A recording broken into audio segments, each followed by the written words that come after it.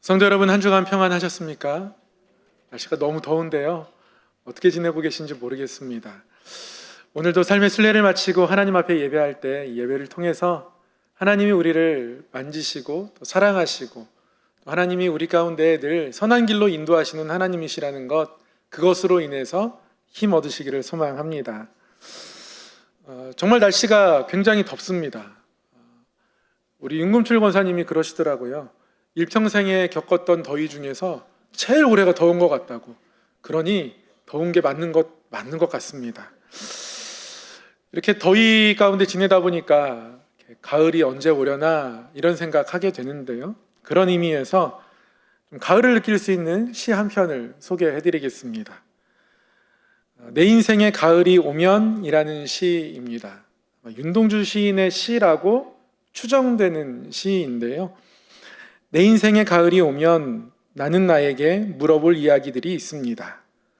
내 인생의 가을이 오면 나는 나에게 사람들을 사랑했냐고 물을 것입니다. 그때 가벼운 마음으로 말할 수 있도록 나는 지금 많은 사람들을 사랑하겠습니다. 내 인생의 가을이 오면 나는 나에게 열심히 살았느냐고 물을 것입니다. 그때 자신 있게 말할 수 있도록 나는 지금 맞이하고 있는 하루하루를 최선을 다하며 살겠습니다. 내 인생의 가을이 오면 나는 나에게 사람들에게 상처를 준 일이 없었냐고 물을 것입니다. 그때 자신 있게 말할 수 있도록 사람들을 상처 주는 말과 행동을 하지 말아야 하겠습니다. 내 인생의 가을이 오면 나는 나에게 삶이 아름다웠느냐고 물을 것입니다. 그때 기쁘게 대답할 수 있도록 내 삶의 날들을 기쁨으로 아름답게 가꾸어 가야겠습니다. 내 인생의 가을이 오면 나는 나에게 어떤 열매를 얼마만큼 맺었느냐고 물을 것입니다. 그때 나는 자랑스럽게 대답하기 위해 내 마음밭에 좋은 생각의 씨를 뿌려 좋은 말과 좋은 행동의 열매를 부지런히 키워야 하겠습니다. 시인은 지금 뜨거운 여름을 살고 있습니다. 계절적으로 여름이기보다 자신의 삶의 일생을 돌아보며 여름 같은 시절을 보내고 있다 생각하는 것이겠죠. 여름은 정말 뜨겁습니다. 근데 뜨거운 만큼 많은 열매들이 익어가는 계절이기도 합니다. 그래서 여름을 지나고 나면 가을에는 다들 열매를 바라보죠. 그런 마음으로 시인도 내 인생에 어떤 가을에 이르면 내가 뜨거운 여름을 얼만큼 잘 보냈을까, 얼마만큼 익어가며 보냈을까라는 생각으로 이러한 식구를 한 줄 한 줄 적어 내려가는 것 같습니다. 제가 이 시를 읽으면서 그런 생각을 해봤습니다. 사도 바울이 이 시를 읽었다면, 적어도 로마서를 쓰는 이 시점에서 이 시를 읽었다면 어떤 느낌일까? 사도 바울이 이 시를 읽었을 리도 없고 읽지도 않을 것이기 때문에 이 질문에 대한 대답은 제 마음대로 할 수 있습니다. 이런 질문 너무 좋습니다. 정답이 정해져 있지 않은 것. 저는 사도 바울이 이 시를 읽었다면 로마서 1장을 읽어보건대 사도 바울은 아직도 뜨거운 여름을 보내고 있다라고 느꼈을 것 같습니다. 왜냐하면 사도 바울이 아직도 뜨겁거든요. 로마서 1장에도 뜨거운 마음이 여실없이 나타납니다. 사도 바울은 1차 전도여행, 2차 전도여행, 3차 전도여행을 통해서 많은 교회들을 세웠습니다. 사도 바울로 인해서 많은 사람들이 복음을 믿고 따르게 되었습니다. 그런데 사도 바울은 아직도 만족하지 않습니다. 오늘 본문 말씀 안에는 로마에 가고 싶은 사도 바울의 진한 마음이 담겨 있습니다. 몇 번 말씀드렸지만 로마 교회는 사도 바울이 세운 교회가 아닙니다. 사도 바울은 로마에 가본 적이 없습니다. 그런데 가본 적도 없고 자신과 상관 있는 지역도 아니고 자신이 세운 교회도 아님에도 불구하고 사도 바울은 로마에 가고 싶어 합니다. 그 마음이 9절 10절에 진하게 나타나 있죠. 이렇게 기록하고 있습니다. 내가 그의 아들의 복음 안에서 내 심령으로 섬기는 하나님이 나의 증인이 되시거니와 항상 내 기도에 쉬지 않고 너희를 말하며 어떻게 하든지 이제 하나님의 뜻 안에서 너희에게로 나아갈 좋은 길 얻기를 구하노라. 사도 바울은 로마 교회를 향한 기도를 한 번도 쉬지 않는다, 그렇게 이야기합니다. 얼마나 열심히 기도했는지 하나님을 그 기도의 증인으로 내세울 만큼 뜨겁고 열심히 기도했다 이야기하고 있습니다.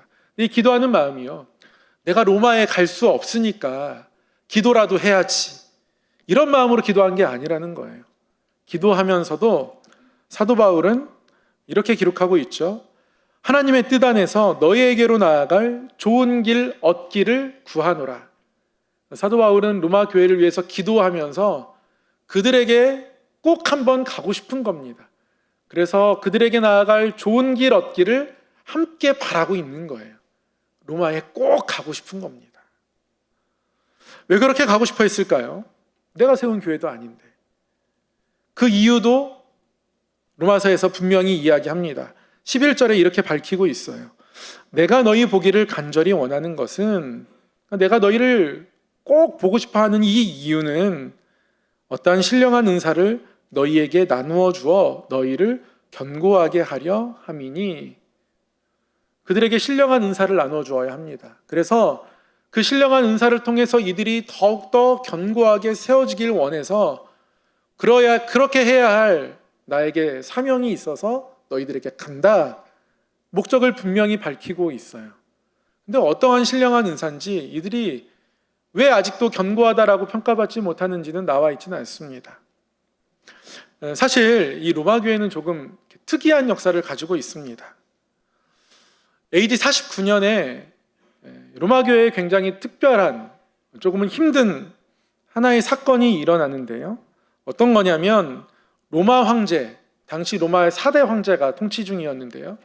로마 황제 클라우디우스가 하나의 칙령을 발표합니다. 칙령의 내용이 뭐냐면, 모든 유대인들은 로마에서 살 수 없다, 로마를 떠나라라는 겁니다. 이를테면 이런 겁니다. 목동에 거주하는 분들은 우리 교회 더 이상 나올 수 없습니다. 교회를 떠나십시오, 이런 겁니다. 충격적이죠. 사실 로마가 유대인들에게 처음부터 이렇게 적대적이진 않았거든요.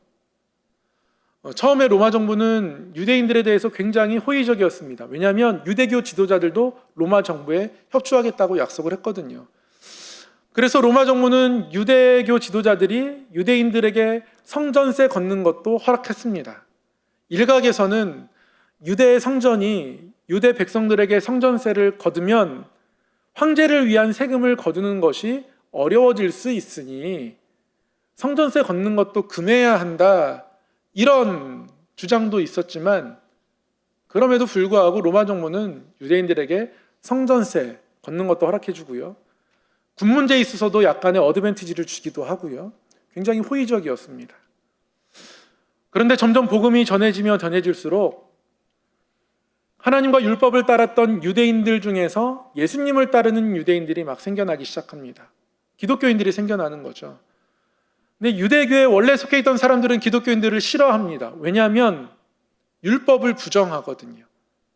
율법이 아닌 은혜로 구원을 받는다 하니, 율법은 하나님이 여기까지만 사용하신 것이고 더 이상 우리에게 유효하지 않다, 이렇게 말하니 싫어하는 거죠. 그래서 유대인들 사이에서 기독교 유대인들과 율법을 소중히 하는 유대교 유대인들 사이에 계속 부딪힘이 일어나는 거예요. 갈등이 일어납니다. 근데 로마에도 교회가 세워져서 로마에도 예수님을 믿는 유대인들이 많아졌습니다. 그래서 이 로마 한복판, 세계의 중심, 황제의 궁이 있는 이곳에서 유대인들 사이에 이렇게 갈등이 일어나는 거예요. 이게 로마 정부에서의 입장에서 보면 유대 내부의 갈등이고 분란입니다. 이것이 로마의 통치를 위험하게 할 수도 있습니다. 이 로마 본토 중심에서 분란이 일어나면 이게 전국으로 확산될 수도 있다라는 경계심이 생겨난 거죠. 그래서 AD 41년에 유대인 집합 금지령이 내려집니다. 유대인들은 함께 모이지 못하게 되어져요.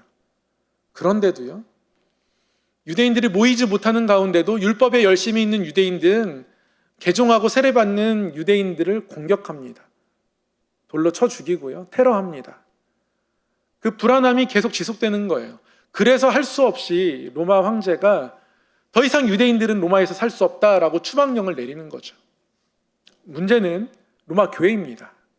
로마 교회 안에는 이방인들, 유대인들 함께 모두가 모여 있었습니다. 추방령이 내려지자 이제 더 이상 유대인들은 로마 교회에 출석할 수도 없습니다. 살 수 없으니까요. 어디론가 떠나야 하니까요. 흩어질 수밖에 없으니까요. 49년에 내려진 이 추방령이 해제되기까지 5년이 걸렸습니다. 5년 동안 유대인들은 로마에 살 수 없었어요. 그러는 동안 로마 교회의 중심은 이방인들이 되었습니다. 이방인들이 모든 중요한 일들을 감당해 가고 구제하고 그러는 것 다 이방인들 지도자들이 모여서 결정하고 하면서 이방인들이 교회의 중심이 되어진 거죠. 그렇게 5년이 흘렀습니다. 짧지 않은 기간이죠. 우리가 겪었던 코로나 2배에 해당하는 기간입니다. 그렇게 긴 기간 동안 이방인들 중심의 교회가 되어 있었는데 5년이 지나서 로마인들이 다시 이 칙령을 해제하면서 유대인들이 로마로 다시 돌아올 수 있게 된 거예요. 그러니 로마 교회를 세웠고 로마 교회에서 열심을 다했던 그들이 다시 로마 교회로 돌아옵니다. 로마 교회로 돌아왔는데요. 로마 교회의 중요한 일들은 다 이방인 중심들로 다 바뀌어져 있습니다. 룰도 조금 바뀐 것 같고요. 공간 배치도 조금 바뀐 것 같고, 내가 전에 왔을 때는 세례 베풀던 곳이 이쪽이었는데 이쪽이네. 여러 가지가 바뀌어 있는 거예요. 근데 이 바뀌어 있음이 서운하죠. 이 유대인들에게는 자존심이 있습니다. 유대인들 본연의 자존심이 있거든요. 그들은 하나님께 선택받았다는 자부심이 있어요. 그래서 유대인들은 이 자부심이 너무 강한 나머지 하나님께서 우리만을 선택하셨다라고 치우치기까지 합니다. 그래서 유대교는 선교사 파송 이런 거 잘 안 합니다. 이방인들이 유대교를 믿게 된 경우가 간혹 있긴 하지만 그런 경우는 회당에 방문했다가 회당의 이야기를 듣고 우연찮게 율법에 매료되어서 유대교로 전향을 하는 거지 그들이 선교해서 그런 건 아닙니다. 유대교는 그런 특별한 자부심이 있어요. 우리만 선택받았다. 그런데 이런 자부심을 내려놓고 예수님을 믿게 되죠. 그럼에도 불구하고 어떤 자부심이 그들 안에 남아있냐면 그래도 이방인들보다 우리가 먼저 하나님 알았다. 소위 말하면 내가 더 선배다. 내 짬밥이 더 길다. 이런 자존심이 유대인들에게 있는 거예요. 그런 유대인들이 로마에서 5년 동안 추방되었다가 다시 돌아와서 보니 이방인들의 교회 중심이 되어 있습니다. 그러니까 이게 뭔가 불편한 겁니다. 로마서 마지막 16장을 보면 사도 바울이 로마 교회에 편지하면서 로마 교회에 속해 있는 사람들에게 안부를 일일이 이름을 불러가며 전합니다. 26명의 이름이 로마서 16장에 나옵니다. 근데 이 이름들을 보면 19명에서 20명은 이방인입니다. 유대인들은 훨씬 더 적습니다. 그만큼 로마 교회가 이방인 중심으로 재편되어 있음을 알 수 있는 거죠. 그러니 자부심 강한 유대인들에게 뭔가 이게 불편합니다. 이방인들 입장에서 그래도 5년 동안 교회를 열심히 지켜가고 하나님의 말씀대로 순종하려고 하고 구제도 하면서 나름대로 교회를 운영해봤단 말이에요. 운영하는 과정에 그 이전에 유대인들이 세워놓은 규칙이 좀 바뀔 수 있고 형식도 조금 바뀔 수 있습니다. 그런데 그것에 불만을 갖죠, 유대인들이. 이방인들 입장에서 뭐 이런 거 가지고 불만을 갖느냐 그렇게 생각할 수 있습니다. 이러면서 유대인과 이방인 사이에 묘한 틈이 생겨져 있는 거예요. 균열이 있는 겁니다. 이게 로마 교회입니다. 그래서 사도 바울이 그들을 견고하게 다시 하나로 세우고 싶은 겁니다. 그래서 로마로 가고 싶은 거예요. 사도 바울이 그래서 로마에 가고 싶다라는 이야기를 하면서 우리에게 주신 복음이 얼마나 소중한지 길게 설명을 하죠. 그리고 12장부터는 우리가 하나님 앞에 우리의 몸을 산제사로 드려야 한다 이야기합니다. 그리고 우리의 받은 은사를 서로를 향해 사용해야 함도 같이 이야기하죠. 그래서 도달한 결론이 뭘까요? 로마서 16장은 인사말이니까 빼고 사도 바울이 전한 이야기 중에 결론부는 15장입니다. 사도 바울이 그렇게 로마서를 길게 써서 도달한 결론, 15장의 결론이 뭡니까? 결국 하나 되어야 된다는 거예요. 15장 1절 2절에 이렇게 말씀합니다. 믿음이 강한 우리는 마땅히 믿음이 약한 자의 약점을 담당하고 자기를 기쁘게 하지 아니할 것이라. 우리 각 사람이 이웃을 기쁘게 하되 선을 이루고 덕을 세우도록 할지니라. 아멘. 믿음이 강하면 강할수록 내가 중요해지는 게 아니라 다른 연약한 자가 중요해지는 겁니다.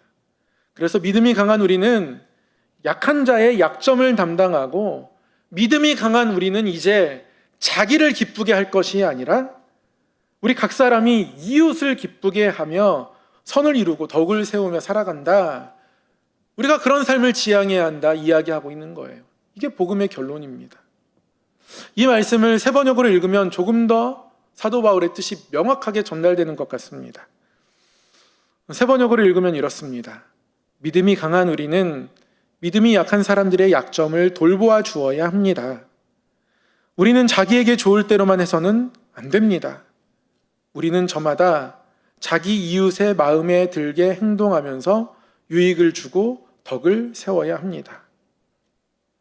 믿음이 강한 사람이라면, 우리의 믿음이 강해져 있다면, 우리의 믿음이 점점 자라져 있다면 그 믿음이 어떤 모습으로 우리 삶에 표출되어야 하는가?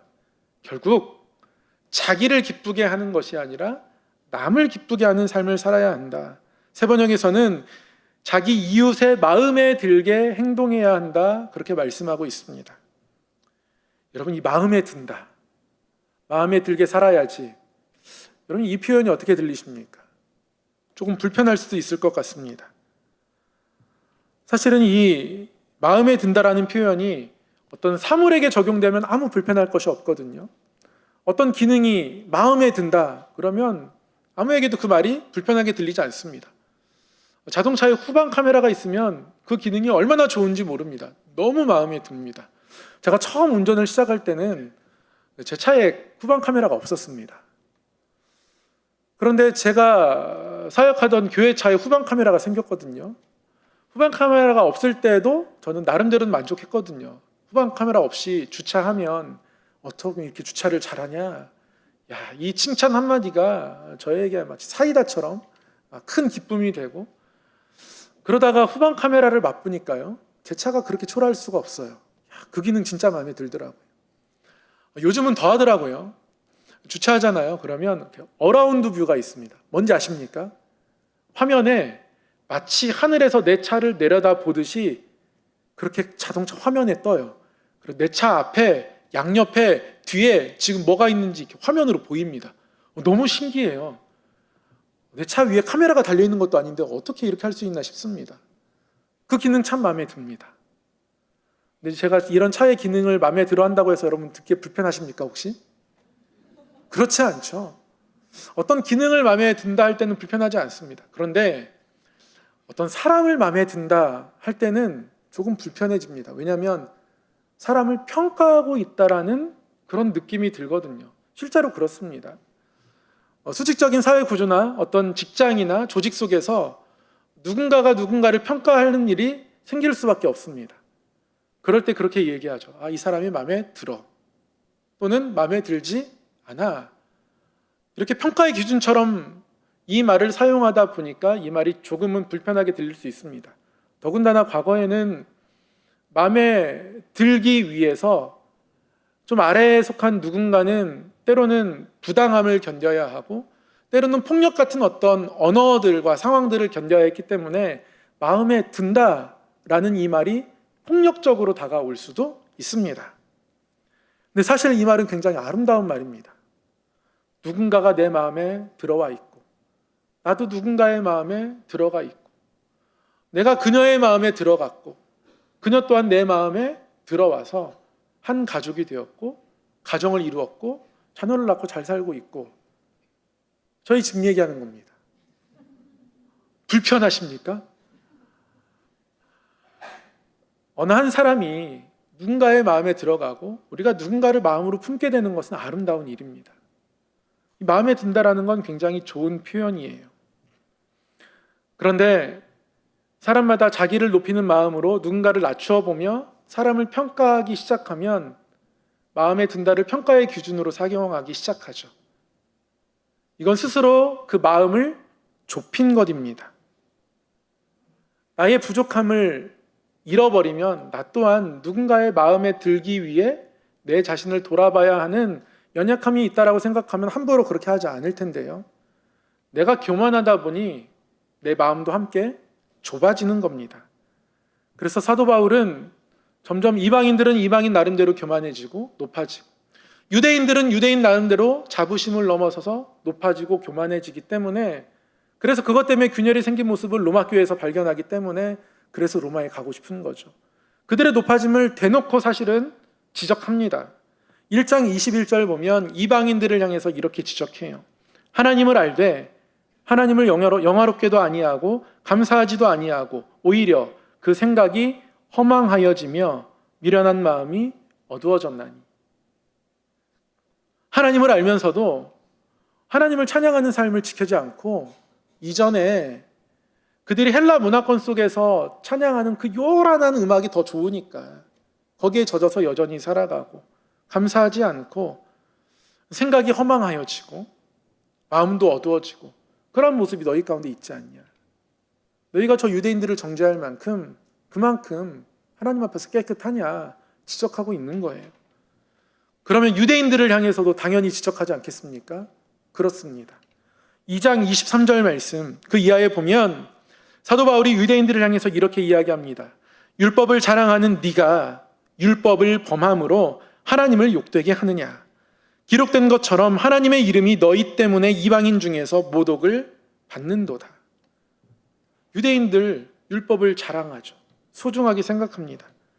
그런데 하나님 사랑하라고, 이웃 사랑하라고 그렇게 요약할 수 있는 율법, 그들이 실제로 그렇게 요약하고 있는 그 율법을 스스로 범하고 있지는 않느냐. 그러면서도 깨닫지 못하면 그거야말로 하나님을 욕되게 하는 것 아니냐.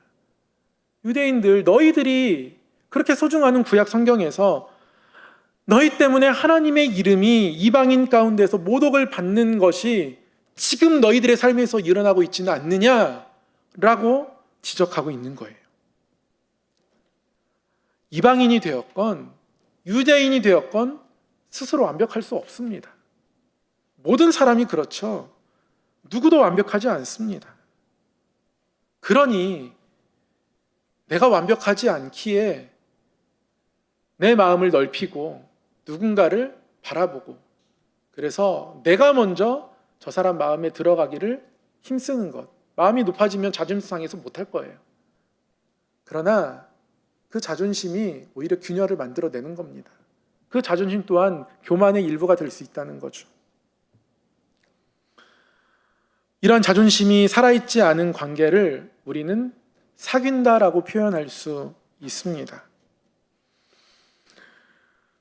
복음의 열매를 여러 가지로 표현할 수 있습니다. 복음이 뿌려져서 그것이 싹이 나고 열매를 맺으면 우리의 신앙 고백이 됩니다. 그래서 교회는 신앙 고백 위에 세워지죠. 그런 면에서 복음의 열매는 우리의 신앙 고백일 수 있습니다. 복음이 우리에게 닿아서 우리 안에서 열매 맺으면 때로는 그것이 우리의 찬양으로 나옵니다. 그럴 때는 그 복음의 열매를 찬양이라고 말할 수 있습니다. 하나님이 우리에게 베푸신 그 복음이 너무 귀하고 아름다워서 그것을 내가 갚기 위해서 때로는 힘들고 어려운 자리에서 땀 흘리며 봉사합니다. 이럴 때는 복음의 열매가 봉사이기도 하죠. 복음의 열매는 여러 가지로 표현됩니다. 색깔이 정말 다양합니다. 그런 여러 가지의 모습, 복음의 열매 중에서 우리가 한 가지 기억해야 할 건, 복음의 열매는 사귐이라는 겁니다. 사귀는 것. 요한일서 1장 3절 말씀에 이렇게 기록합니다. 우리가 보고 들은 바를 너희에게도 전함은 너희로 우리와 사귐이 있게 하려 함이니 우리의 사귐은 아버지와 그의 아들 예수 그리스도와 더불어 누림이라. 왜 복음을 전한다고 이야기합니까? 우리가 보고 들은 바를 너희에게 전하는 이유가 뭡니까? 너희로 우리와 사귐이 있게 하기 위해서입니다. 그리고 그 사귐을 우리 하나님 아버지와 우리 주 예수님과 더불어 함께 누리고 싶어서 그런 겁니다. 복음의 열매는 사귐입니다. 복음의 결론은 사귐입니다. 요한일서 1장 6절 7절도 더 분명하게 이야기합니다. 만일 우리가 하나님과 사귐이 있다 하고 어둠에 행하면 거짓말을 하고 진리를 행하지 아니함이거니와 그가 빛 가운데 계신 것 같이 우리도 빛 가운데 행하면 우리가 서로 사귐이 있고 그 아들 예수의 피가 우리를 모든 죄에서 깨끗하게 하실 것이요. 만일 우리가 하나님과 사귐이 있으면 우리는 어둠 가운데 행하지 않고 빛 가운데 행하게 됩니다. 왜냐하면 하나님이 빛이시니까. 빛이신 하나님과 사귀면서 우리가 빛 가운데 행하면 결국 어떠한 결론에 이르게 됩니까? 우리가 서로 사귀게 된다는 말씀입니다. 이게 복음의 열매입니다. 복음은 우리에게 사귐으로 열매 맺습니다. 그런 면에서 우리가 감당하는 선교도 사귐입니다. 사귀는 건 나의 우월함을 주장하지 않음을 의미합니다. 부부가 서로 사귐 가운데 있습니다. 그런데 내가 더 높다라는 그런 마음들을 품고 대하기 시작하면 사귐은 더 이상 일어나지 않을 겁니다. 우리가 선교의 사역을 감당합니다. 베트남을 섬기죠. 우리가 건물을 짓고 많은 수고를 통해서 베트남의 하나님의 나라가 확장되기를 위해서 애씁니다.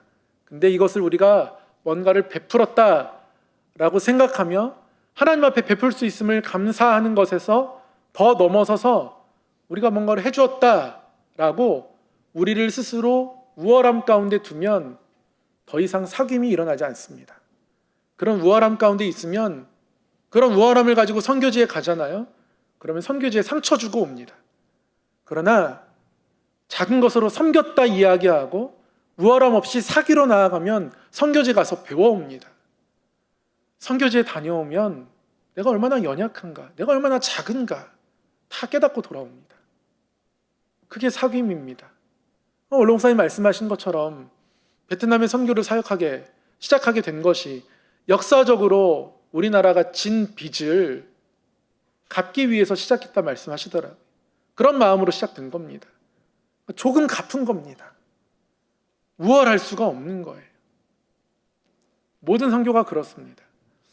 우리가 하나님과 사귀면 그 사귐으로 서로 함께 사귀어야 하고 그렇게 공동체가 아름답게 세워지고 아름답게 세워진 우리 교회가 지역사회와 사귀어야 하고 무언가를 베풀어서 우리가 우월한 마음을 갖게 되는 순간 깨어집니다.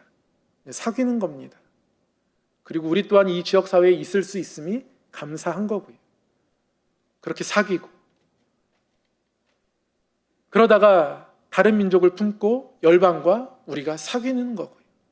선교는 그러한 사귐입니다. 이런 사귐이 있어야 건강하게 하나님의 복음을 우리 삶 가운데 지켜낼 수 있고 또 선포하며 살아갈 수 있습니다. 사랑하는 성도 여러분, 사도 바울은 그래서 로마에 가고 싶어 합니다. 가고 싶은 이유가 뭡니까? 사귐 때문에 그렇습니다. 그들과 사귀고 싶고 나눠진 그들이 사귀어야 함을 깨닫고 그렇게 되기를 바라는 것 때문입니다. 그래서 로마에 가고 싶은 겁니다. 사귀고 싶은 겁니다. 사도 바울이 그 누구보다 홀로 높아지면 위험하다, 할 수 없다라는 걸 알거든요. 사도 바울이 많은 지역을 돌아다니면서 전도여행을 했습니다. 지금 새벽 예배 시간에 매일 새벽마다 또 우리 생명의 삶을 통해서 사도 바울의 2차 전도 여행을 묵상하고 있는데요. 사도 바울의 2차 전도 여행을 제가 새벽에 묵상하면서 사도 바울의 깊은 마음속에 한번 빠져들었던 적이 있습니다.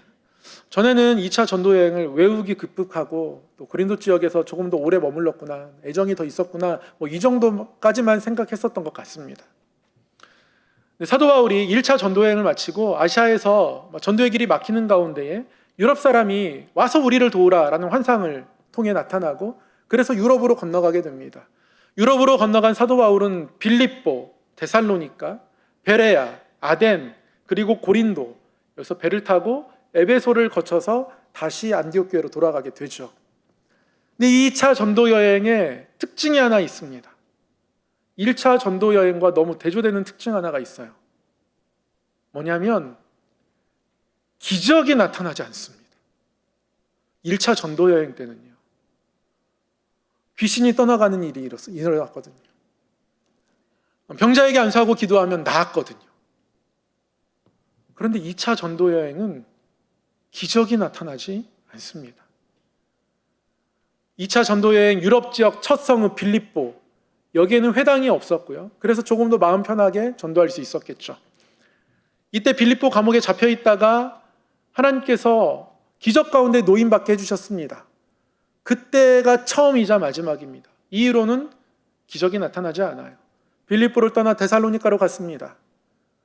근데 데살로니가 사람들이 엄청 강팍합니다. 아주 강팍해서 사도 바울을 돌려쳐 죽이려 합니다. 도망하듯 떠나게 되죠. 베레아에 왔습니다. 조금 더 신사적인 것 같습니다. 데살로니가 사람들에 비하면. 됐다 싶었는데요. 데살로니가 사람들이 원정대를 꾸립니다. 그래서 베레아 지역까지 쫓아옵니다. 그래서 사도 바울을 죽이려 하죠. 자신을 죽이려는 원정대가 꾸려진 걸 알았으니 얼마나 마음이 힘들겠습니까? 더 이상 무리져 다닐 수 없어서 사도 바울만 홀로 도망치듯 떠나옵니다. 그래서 아덴으로 온 거예요. 그러니까 사도 바울이 여기서 이만큼 있고 여기서 4박하고 여기서 6박하고 계획을 짜서 움직인 게 아니라 쫓겨나듯 점점 도망자처럼 되어서 쫓겨온 겁니다. 그렇게 아덴을 거쳐서 고린도에 도착한 겁니다. 고린도에서 회당에 들어가 강론하지만 힘이 있지 않아요. 그런데 사도 바울이 어느 순간 힘을 내는지 아십니까? 그렇게 호롤단신으로 고린도에 쫓겨와듯 와 있는데 실라와 디모데, 함께 2차 전도여행 출발했던 그 신라랑 실루아노랑 같은 인물입니다. 오늘 실루아노 중창단이 찬양할 텐데요. 그 신라가 고린도에 도착하고 디모데가 도착합니다. 두 사람이 도착했더니 다시 사도 바울이 하나님의 말씀에 사로잡혔다, 하나님의 말씀에 몰두했다, 그렇게 사도행전 18장은 기록하고 있습니다. 그리고 로마에서 이 유대인 추방령 때문에 많은 유대인들이 각 지방으로 흩어졌는데요. 그때 로마에 살던 아굴라 브리스길라 부부가 고린도에 온 거예요. 그래서 고린도에서 사도 바울을 만나게 됩니다. 사도 바울이 고린도에서 1년 6개월 동안 머물며 마음껏 복음을 전합니다. 왜 그랬습니까? 힘을 주는 동역자들이 있었거든요.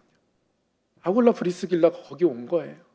고린도 떠날 때 이 부부는 따라갑니다. 에베소에서 또 자리를 잡습니다. 그러니 나중에 사도 바울이 에베소에 3차 전도여행 때 3년 동안 머뭅니다. 아굴라 브리스길라 부부가 있으니까 가능한 거죠. 그리고 아굴라 브리스길라 부부는 에베소에서 나중에 또 로마로 다시 돌아가죠. 사도 바울은 로마에 가고 싶다라고 하면서 분명히 내가 아굴라 브리스길라 이 부부를 또 만나는구나 기대하고 있을 거예요. 그렇게 사도 바울의 마음을 품어주고 알아주는 그런 사귐이 있었기에 힘을 낼 수 있었음을 사도 바울은 누구보다도 잘 압니다. 그러니 로마 교회를 그대로 둘 수 없는 거죠. 그래서 사도 바울이 로마에 가고 싶다 하는 겁니다. 그리고 가서 그들의 균열을 치유하고 다시 견고하게 하나로 세워야겠다, 이렇게 뜻을 품고 있는 겁니다. 그런 마음을 마음 가운데 뜨겁게 품으며 사도 바울은 지금 뜨거운 여름 같은 시절을 보내고 있는 겁니다. 이 말씀 앞에서 우리는 어디를 가야 하고 어디에 가고 싶어 해야 하는지 다시 한번 생각해 보지 않을 수 없습니다.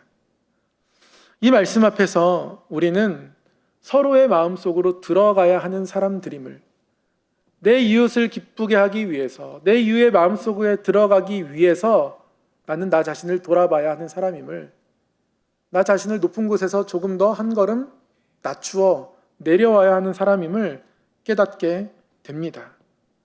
그렇게 우리가 서로 하나님이 우리에게 베풀어 주신 사귐이 있을 때에, 그럴 때에 우리는 이 지역사회와 사귈 수 있고요.